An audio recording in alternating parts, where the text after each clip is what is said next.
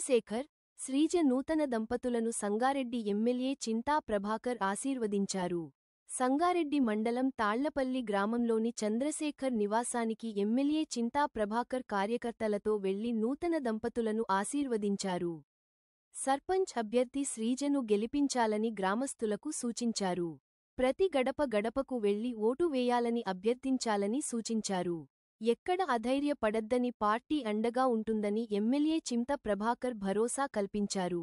ఈ కార్యక్రమంలో మాజీ సీడీసీ చైర్మన్ కాసాల బుచ్చిరెడ్డి, మాజీ జడ్పీటీసీలు మనోహర్ గౌడ్, కొండల్ రెడ్డి, మండల పార్టీ అధ్యక్షులు చక్రపాణి, నాగరాజ్ గౌడ్, బీఆర్ఎస్ పార్టీ పట్టణ అధ్యక్షులు ఆర్ వెంకటేశ్వర్లు, కార్యదర్శి నర్సింలు, మాజీ కౌన్సిలర్ విష్ణు తదితరులు ఉన్నారు.